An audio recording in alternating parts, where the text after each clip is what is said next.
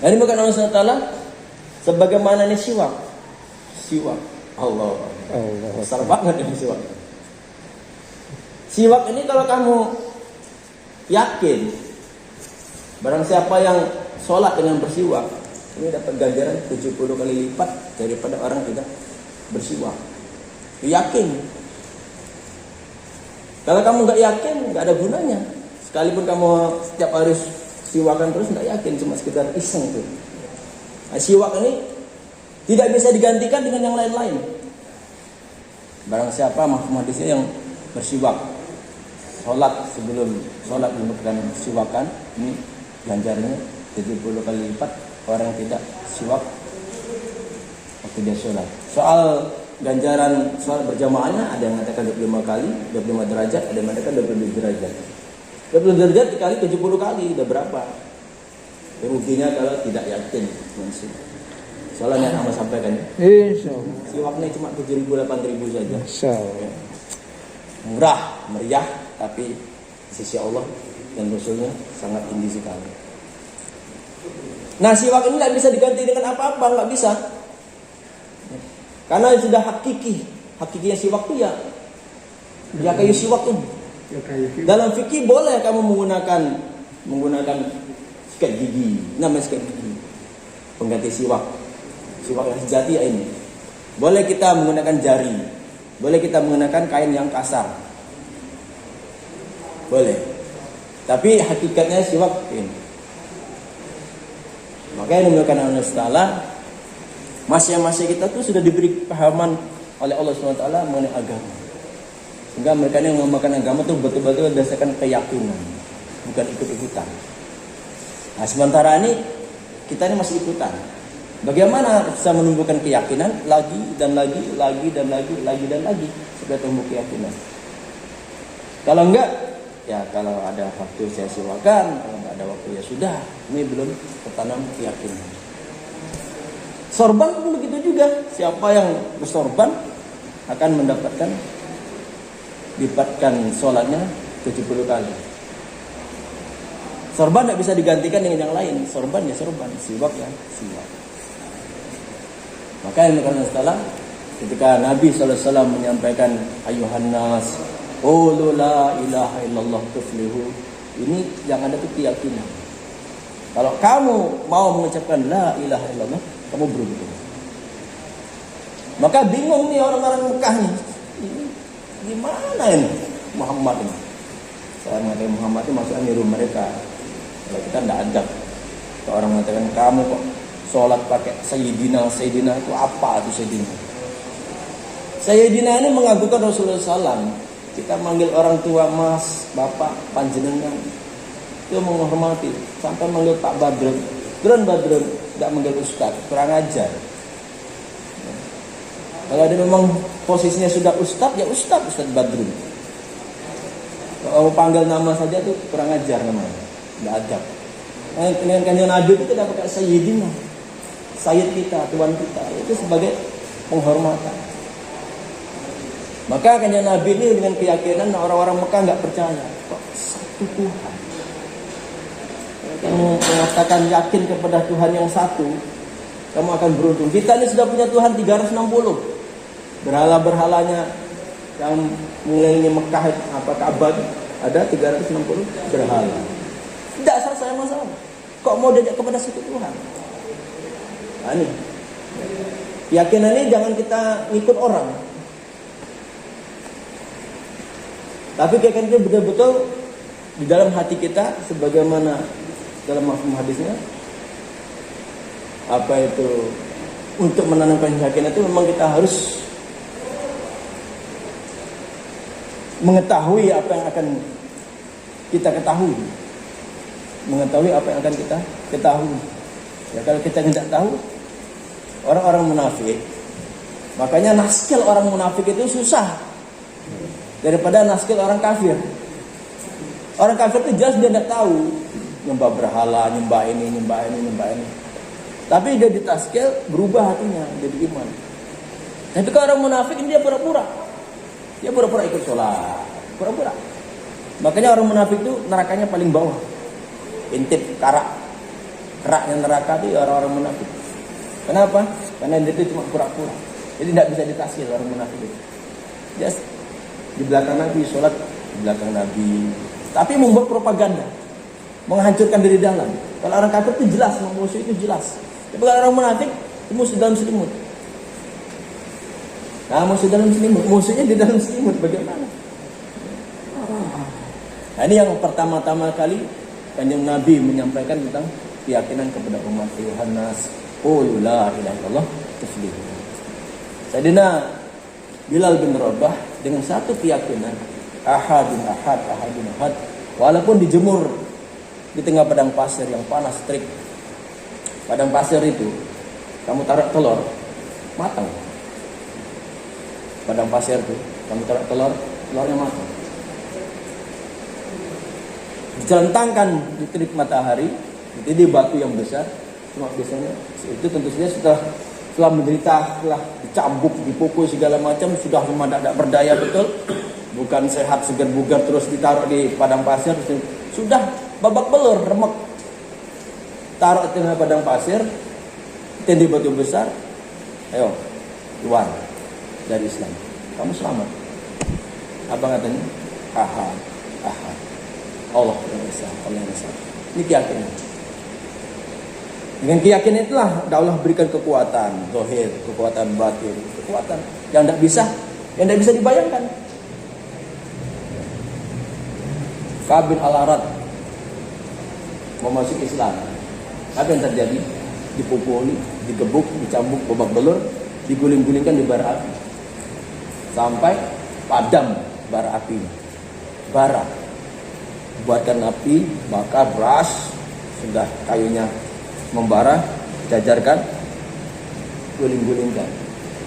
Tapi karena yakin, pokoknya mati hidup saya tetap ikut agamanya Rasulullah SAW.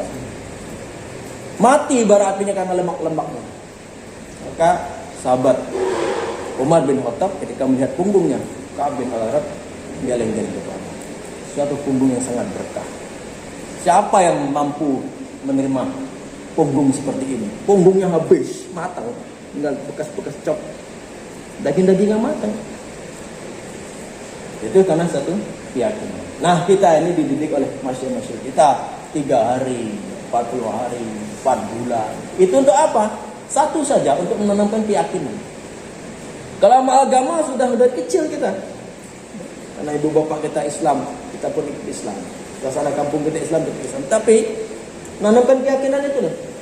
Mau bangun tahajud itu ada keyakinan. Kalau tidak ada yakin, tidak bisa bangun. Mau sholat subuh itu ada keyakinan. Kalau tidak yakin, ya rasa-rasa. Tapi kita pelan-pelan, bertahap. Hingga kita ini kalau tidak sholat tahajud itu rugi. Apalagi kalau tidak sholat subuh berjamaah itu, wah rugi. Karena ada keyakinan berjamaah dilipat gandakan. Makanya kenapa di Indonesia ini susah nasihin orang untuk ke masjid berjamaah itu? Karena perbedaan fikih saja. Kalau mazhab Hanafi, sholat itu wajib, sholat berjamaah. Kalau Imam Syafi'i itu, kalau sudah ada orang yang melakukannya, apa bahasa nama fikih itu? Bebas dari yang lainnya. Fardu kifayah. Fardu kifayah. Maka ngapain? Sholat di rumah aja besar kok. Sah.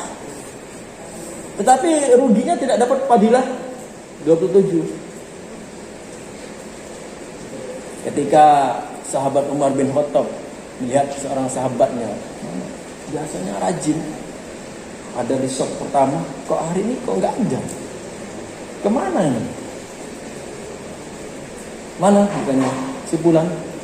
Nggak ada ya? Ya, ambil Mukminin, kita ke rumahnya. Nah, kalau pagi kita 2,5 jam. Beliau 2,5 jam, habis subuh, habis amalan, 2,5 jam ke sahabat, tanya sama ibu, Sulaiman mana? Masih tidur? Ya ambil Mukminin. Kok bisa? Semalam ini sholat suntuk, semalam suntuk, baca Quran, sholat, menjelang subuh ketiduran, capek. Maka saya mengatakan, aku lebih suka orang yang sholat 2 rakaat berjamaah daripada dia sholat semalam suntuk di rumah. Karena apa? Karena jajan. Maka disampaikan kepada Sulaiman oleh ibunya, tadi ambil ke sini. Kamu itu sholat di rumah, kamu kehilangan ganjaran 27 rakaat, 27 derajat. Maka beliau pun akhirnya istilahnya mengkodok untuk dapatkan 27 kali sholat subuh, ganti 27 kali. Maka dia mengatakan, dia malamnya memimpi ada 1 ekor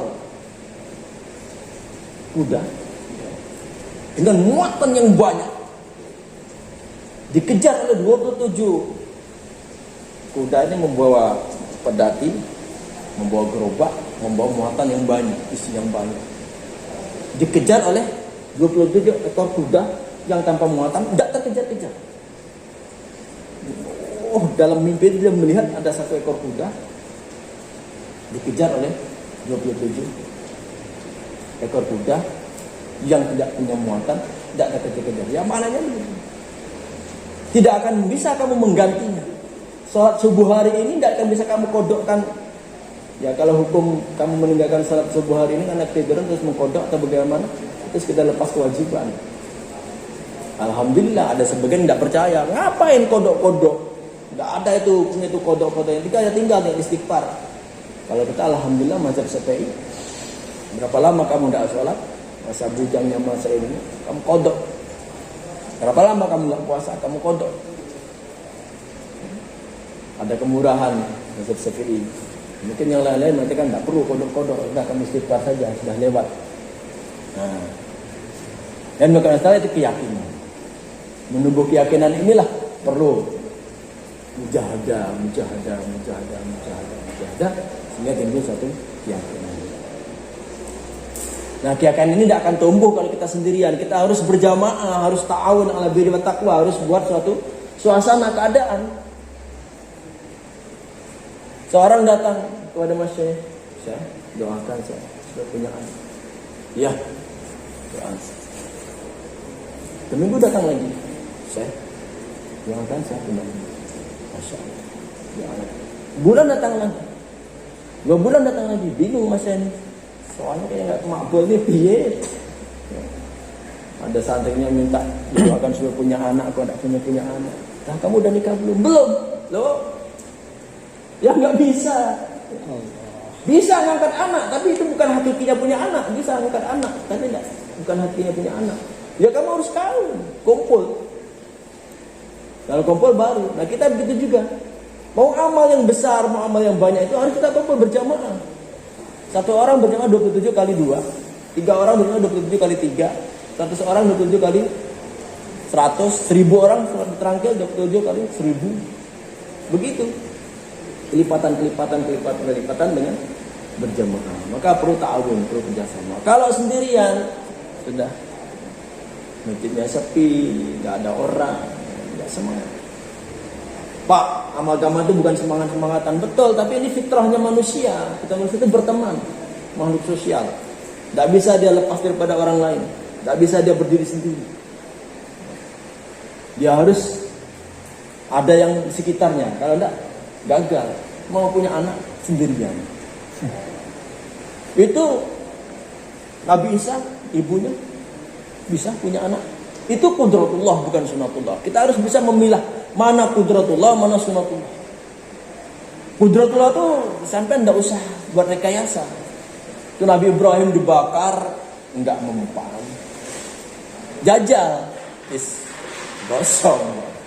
Karena dia bukan qudratullah. Nah, sampai usaha sungguh-sungguh, agama sungguh-sungguh, diceburkan orang di laut, diikat pakai batu, masukkan dalam karung, bunuh, bah. Kalau qudratullah berlaku sampai tetap yang selamat. Itu namanya qudratullah. Nah, sunatullah, orang diikat di karungi, ikat batu, bunta, terus mati. Itu sunatullah. Maka yang bukan masalah, pelan-pelan kita harus menumbuhkan keyakinan. Lagi dan lagi dakwah sampai mati. Lagi dan lagi dakwah sampai tiada lagi. Sampai tidak ada lagi yang kita dakwakan atau kita. Insyaallah. Insyaallah. Jazakallahu khairan. maghrib nanti akan ada pembicaraan yang lebih baik lagi. Ada benangan Teh Gaza? Saya duluan. Insyaallah. Subhanallah wa bihamdihi. Subhanallah.